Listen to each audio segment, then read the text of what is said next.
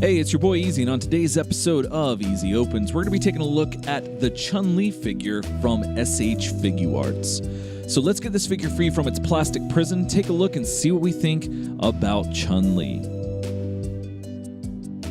So here she is, fresh out the box, with all of her accessories.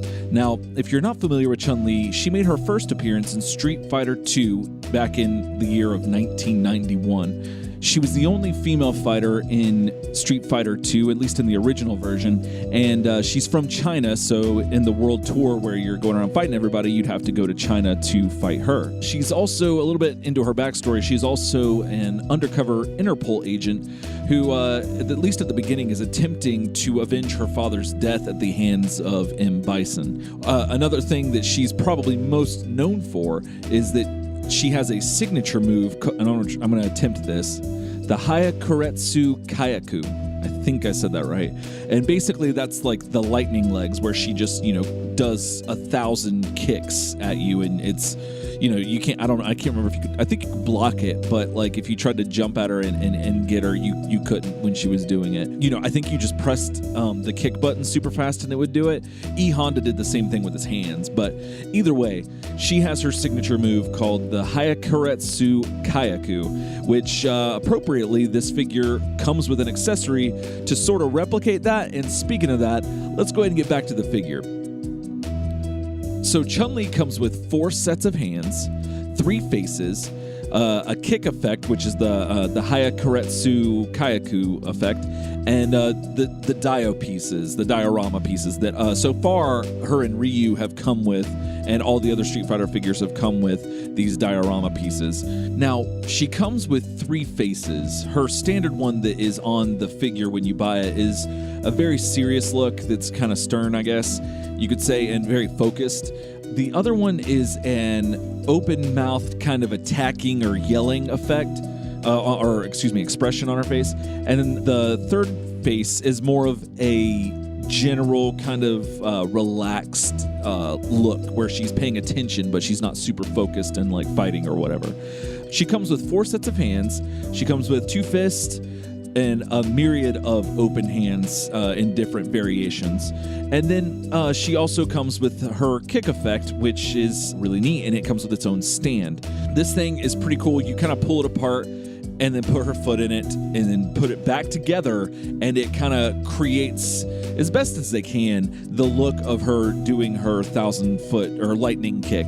And it's pretty neat. I like it. It's a translucent yellow for the most part, and it gets the job done. I mean, again, like I've said with a lot of SH Figuarts stuff, is that they didn't have to do that, but it's really cool that they gave it to us, because they could have just given us a very vanilla Chun-Li figure. So Chun-Li stands at about just shy of 6 inches tall, and she is in a 1/12 6-inch scale of action figure. So saying that, let's take a look and see how she measures up to some other figures that you might have in your collection. So here she is with the Legacy Pink Ranger from Bandai and the NECA Shredder figure. Here she is with the Storm Collectibles Scorpion figure and the Marvel Legends Spider-Man figure. Here she is with Figma's Ren Tosaka figure and SH Figuarts Senkocho Seiho Kamen Rider Double. Here she is with the SH Figuarts Rashid and Cammy figures. And here she is next to Soda's Bison, Balrog, Vega, and Sagat figures. And now here she is next to the Soda version of Chun-Li. Now, this is almost laughable, and I kind of hate to do that, because this figure came out when there were no other Street Fighter figures coming out. I don't know, I kind of want to defend it a little bit and say it's not the worst figure, but when I went back to the shelf and grabbed this figure for this comparison, I was a little taken back by how drastically different this character looks in comparison to the SH Figuarts version.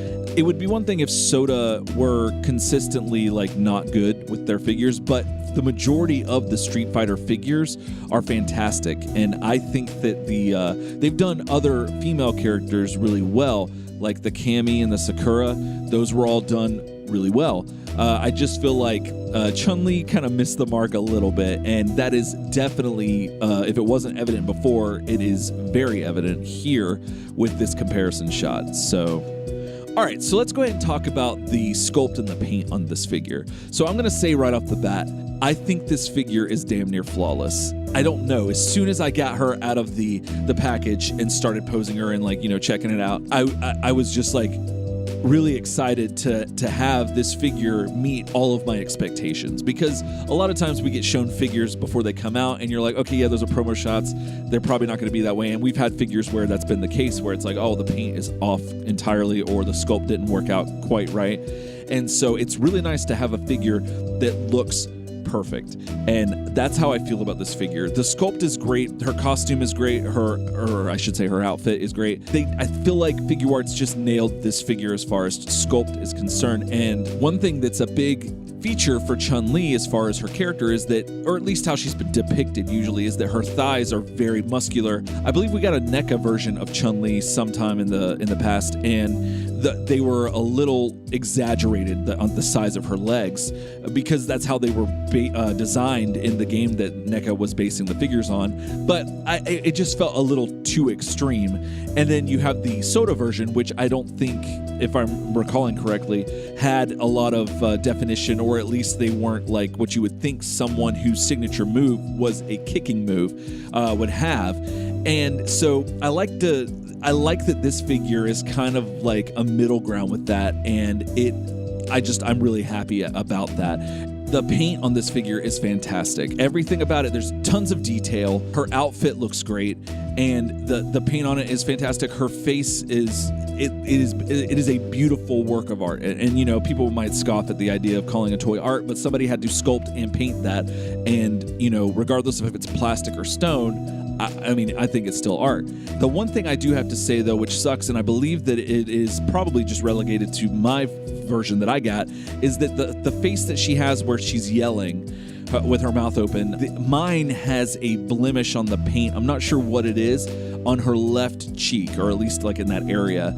And that kind of sucks, because, you kind of, when you buy something, especially at the price point that these figures are at, you want them to be perfect. And so that kind of sucks, but thankfully, there are two other faces that look really good, and so, I gotta ding it there, but that's not universal for this figure, at least to my knowledge. So, as far as the paint and the sculpt are concerned, I'm pretty confident in saying that I feel like this is a flawless figure, in my opinion, and it meets all of my expectations, and I'm super glad that I'm able to say that, and that Figuarts just killed it with this figure.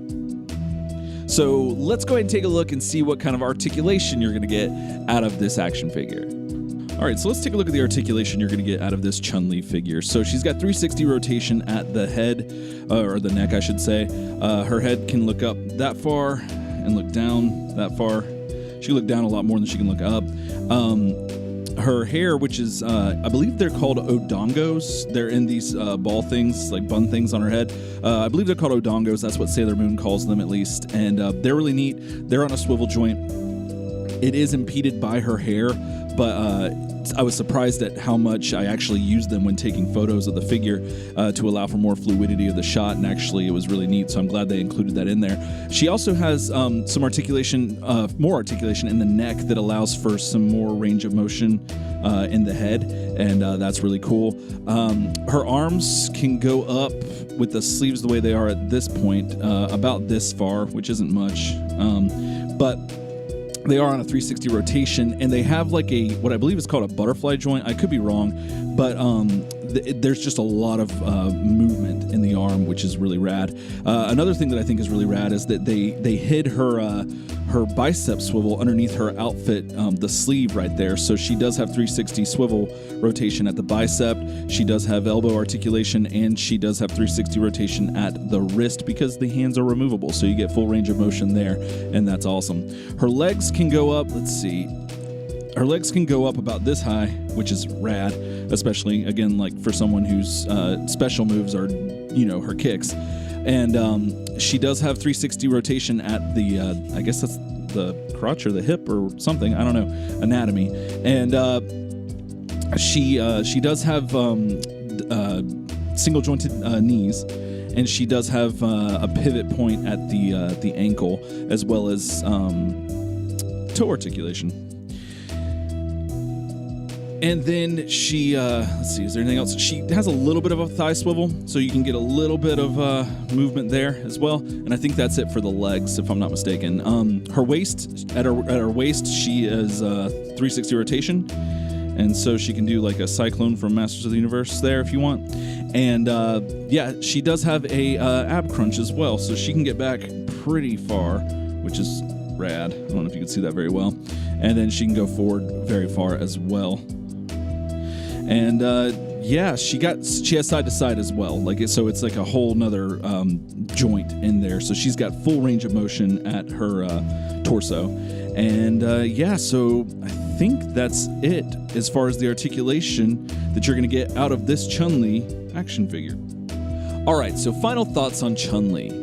Now, as I said earlier in the episode, I feel like this figure is flawless. I feel like SH Figuarts killed it on all fronts. The paint, the sculpt, the articulation, everything, they nailed it. This is what I would consider my perfect representation of Chun-Li. This could have gone a couple different ways. They could have went the Street Fighter V look, which, you know, as the package or the box is branded, they were probably, you would think they would go that route, but thankfully Figuarts is moving away from that look and going with a more general look, which I think is going to help them out in the long run for more, I don't want to say casual Street Fighter fans, but fans that aren't just exclusively fans of Street Fighter V and that look, which I'm in that camp where I'm not the biggest fan of that game or that look. But Street Fighter as a whole, I'm a huge fan of. And so I feel like this representation of Chun-Li in plastic looks great and kind of encompasses what her character actually is, as opposed to just a design that is based on one game's look. So it could have gone that route, and I'm glad it didn't. I'm glad they went with a more general look, and it has more of an anime look, and I'm a fan of that. So that works really well for me. The other thing was that I was concerned that they might screw up on her legs because, like I said earlier, NECA, their take on the figure or the character was based on, I think it was Street Fighter 4, I could be wrong. Her legs were way too big. And then Soda, they did a good job, but her legs weren't as big as I feel like they should have been, especially when the character's special move is a lightning kick where her, you know, it's mostly focused on her legs. And so I feel like Figuarts got it perfect. I have no complaints there. It does suck when it comes to the face that mine was messed up a little bit, but I think generally everyone else, that's just a fluke for, just exclusively to my figure. But the faces do look beautiful. All the paint, everything looks great. And she looks great even with other figures from this line of Figuarts. And also the Soda figures. She doesn't look bad next to a lot of those. And you might have some height issues where they're a little out of scale, but once you get them posed and you do your creative posing and framing, you should be able to get past a lot of that. And she looks really good next to Marvel Legends, so you can get some Marvel vs. Capcom shots in there too. So I highly recommend this figure. And if you're on the fence about whether or not you should pick up these Street Fighter figures from SH Figuarts, then I'm just going to give my seal of approval because I've been happy so far, and I anticipate them killing it again because Figuarts is renowned for doing really good work, and this line of Street Fighter figures is no exception so far. So if you're on the fence, I'd say go for it, especially on this figure alone because she is fantastic. And again, I can't highly recommend this figure enough. All right, so that's it for me today. Thanks so much for watching. And if you liked what you saw, please hit that like button. And if you want to see more, please hit that subscribe button as well. And also, if for some reason you want to hear more from me, you can do that by going to the links below to my other podcast where we have Turtle Soup, where a friend and I talk about the Teenage Mutant Ninja Turtles every other week. And then we have Daydream Nation, where some friends and I talk about a different record, usually every other week, but who knows. But regardless, that's there if you want to listen to those. And either way, thanks again for watching. And be sure to check back here often for more opening goodness right here on Easy Opens. Else time.